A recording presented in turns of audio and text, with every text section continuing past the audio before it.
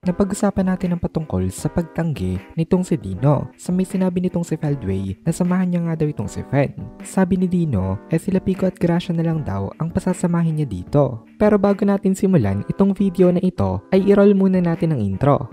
Hello everyone and welcome to my channel, ang inyong source ng Tagalog na Tansura Contents. Sa channel na ito ay pinag-uusapan natin ang mga nangyayari sa may Tansura universe. So without further ado, let's get into the video.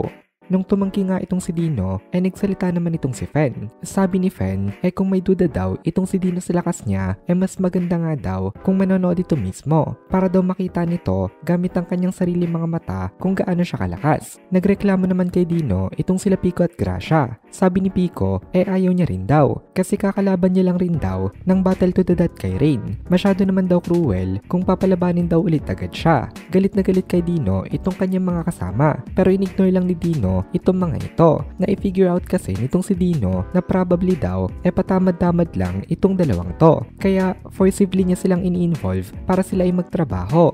Wala naman naging objection itong si Feldway dito kaya ini-approve niya ito. Then pinasama din ni Feldway itong si Leon Cromwell. So ngayon, bali itong si Fen at ang apat sa Seven Angels ang kasama niya sa pag-invade sa may Darmagenia. Punta naman tayo saglit kina Dagrawel. Itong si Dagrawel kapatid nitong si Fen pero hindi lang silang dalawa ang magkapatid na giants. Meron pang isang brother at mapapag-usapan rin natin yun later. Patungkol yun sa tatlong giants na nag-rampage during the ancient times. Pero for now, balik muna tayo sa kanilang meeting.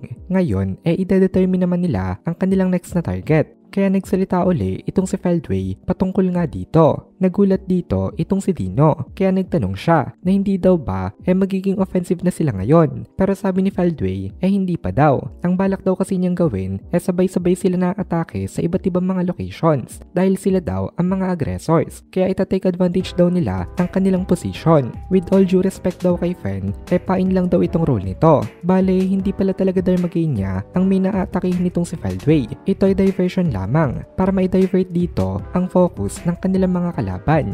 Kaya nagtanong itong si Dino na kung decoy lang daw itong atake sa Darmagenia, sino daw pala talaga ang kanilang pinaka-main na target. Hindi talaga interested itong si Dino kung ano ba ang kanilang mission. Pero dahil ayaw niyang maipit sa isang mahirap na situation, naisip niya dito na mas mapapanatag siya kapag alam niya ang kanilang tunay na plano. Tsaka pwede niya rin kasing maibigay kay Rimuru itong mga information na ito once na naging in contact na uli sila. Kaya tinanong nitong si Dino itong si Feldway. Nagreply naman itong si Feldway dito nang kailangan na lang daw nilang makuha ang Dragon Factor nitong si Veldora. Pero meron daw silang isang bagay na hindi nila dapat nakalimutan. Ito ay isang obstacle na maaaring makadlang dito sa kanilang plano. Then tumitig itong si Feldway kay Dino. Mukhang ngayon meron siyang balak na ipagawa dito. Wala kasing ibang participant dito sa meeting na makakapagbigay ng maayos na information kasi mukhang wala ring pakialam na makipag-participate sa discussion itong mga naandito. Itong si Zelario nakatulala lang. Itong si Leon naman wala ring pakialam sa kanila nagiging usapan. Ganito rin itong sila Fen at Jahil kaya wala rin sila na may i-contribute na idea.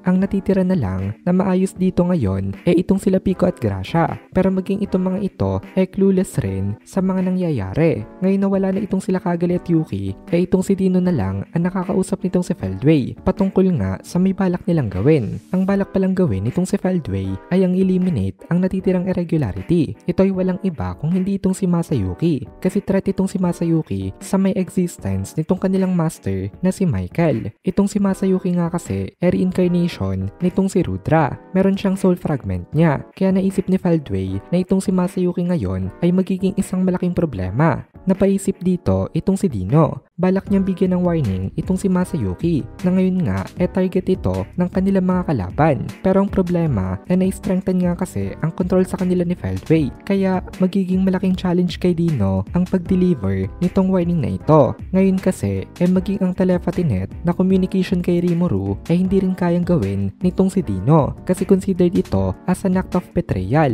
Pinipigilan na kasi siya ng kanyang control circuit na mag-betray kay Feldway. Kaya ang magagawa na lang nitong si Dino ngayon ang manalangin na makaligtas itong si Masayuki sa pag-target sa kanya ng kanilang mga forces. Naging close rin kasi itong si Masayuki at Dino, kaya kahit papaano may pakialam siya dito. Kaya tinanong nitong si Dino si Feldway kung may idea daw ba ito kung nasaan nga itong si Masayuki sa ngayon, at sumagot naman itong si Feldway sa kanya na ito daw ay isang magandang question. Regarding that daw, itong si Felsard na ang bahala. Ito kasing si Felsard merong mataas na cognitive ability. Ito daw ay equal or even greater sa mga mata nitong si Milim. Walang kahirap-hirap niya na nai-detect ang mga presence ng kanyang mga siblings, pati ang presence ng ibang mga tao. Nadedetect daw nitong si Felsard dito na itong si Felgreen ngayon ay naka-activate ang parallel existence, and ang isa sa mga parallel existence nito ay pumoprotekta daw sa may Empire. So yung isa naman ay pumoprotekta kay Masayuki.